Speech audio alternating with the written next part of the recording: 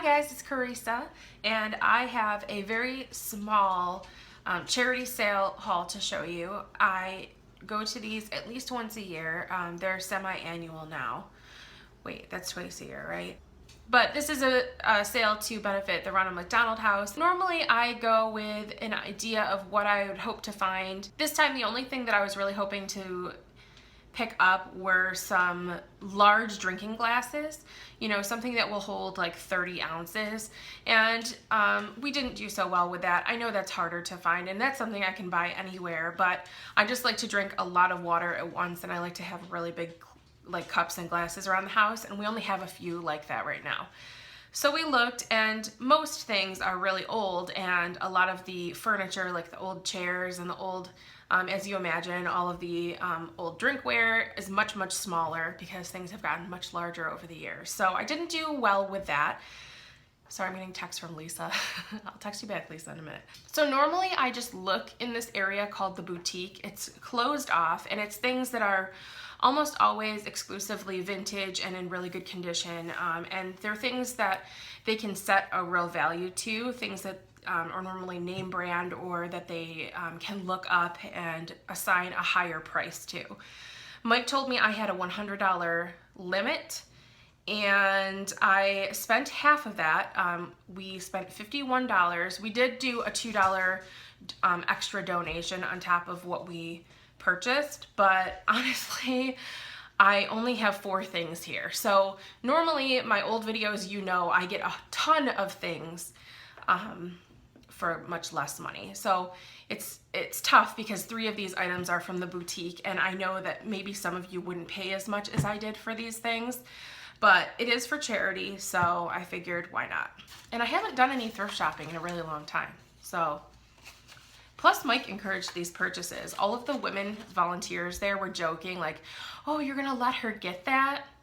No, he was the one telling me to buy these things, so that's just weird. The first thing that I found was this hat box, and I did find a nice vintage local hat box in one of the previous videos that I'll link for you below if you want to watch that. And it sits in my, oh, cat hair. It sits in my room upstairs, my makeup room, and I don't put anything in it. I just really like the way that it looks. And this actually will go nicely with it. It's similar colors, I believe. It's pink and like a cream color with gold. And it is a shame somebody wrote on the top of it, but it doesn't really bother me. It is from the B. Foreman Company from Rochester, New York. And somebody wrote 2 white straw on it. So maybe there were 2 white straw hats in here at some point. And it has some tissue paper on the inside of it as well. I wonder if that is original tissue paper. I just really love hat boxes. They're great for storage if you use them for that, but I just like the way that they look also. And this was in the boutique section, but the woman, it didn't have a price on it. The woman told me that I could have this for $3. While Mike was asking about the price of the hat box, I discovered this.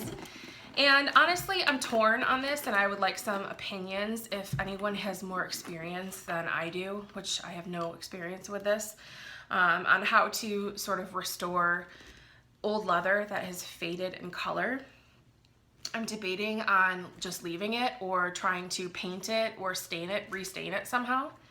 But this is an old Dooney Bourke purse, and it is like the perfect length and size. It's everything I would want in a regular, just from the store purse, like from Marshall's or Target.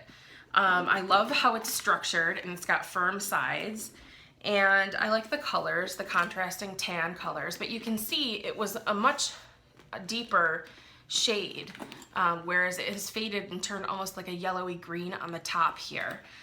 So I don't know if there's anything that can be done about that, and I don't really intend to resell it or anything, so I'm not worried about ruining the value.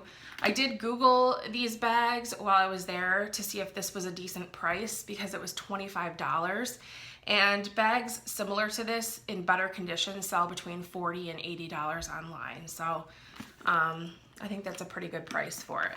And the inside of it has a center pocket and a back pocket, and again, it's very structured and firm, and I just really like the construction of that. Has like a little bit of an accordion closure on the sides. So this is a bag that I think that I'd really enjoy having and I'll definitely use, but it doesn't look great, so I'm debating on what to do about that. I would love your opinions. So when we were at the station where they write you little receipts to take to a main checkout at the end, and when the woman was writing up this receipt for the bag and the hat box, she said, you know, they took some of our boutique items, some of the more modern stuff, that isn't vintage, and they put it in a separate room. So there's more shoes and handbags in there. She said if you like Vera Bradley or anything like that, you should check that room out, because not a lot of people know that they did that this time. So Mike and I went in there, we found it, and I was honestly fine. I thought, okay, I've spent too much already, let's go. And he said, no, let's go in there and look. And then I found these shoes. And I wasn't even gonna try them on, but he said, those are adorable, you should try them on. And of course they fit perfect. I've never had a shoe fit so perfectly before ever. So these are patent leather on the toe, and they have sort of like a driving shoe style heel. I don't know what you would call that, like a walking or driving shoe. There's patent on the back, and then it has this quilted, can you see that? This cream color quilted material with a flat leather bow, and then the gold studded center to it. And they're really nice and cushioned on the inside. They're White Mountain brand, so I don't know who makes that or where you would buy these normally, but they were $15. They're a 7.5 and they fit like a shoe glove. So the last non-boutique item that I picked up was perfect. Have you ever imagined something in your mind that you wanted or needed, but you had no idea what to call it or where to find it, but you still search anyway? I just went to Target 2 days ago to try and find something exactly like this, and I couldn't, and I didn't even know where to look. But there's a spot on my makeup table against the wall where I really wish I had some shelving without actually hanging shelves on the wall. And it would just be nice to have some vertical storage for some of my items. And I found this in the bathroom section. It is a, it's kind of heavy. It is a Wicker bathroom shelf. And it's in pretty good condition, honestly. It's a little yellowed, but I am debating on if I am going to spray paint it. I might just spray paint it white just to make it look a little better, and possibly paint the inside a contrasting color like a light gray. It does have a couple of hooks here if I want to hang it officially, but I can just set it on my table just like this. And I feel like this is the kind of thing I could get a lot of use out of in the future, just wherever. We have a bathroom in the basement that I could put this in as well, if I get tired of using it for storage in my makeup room.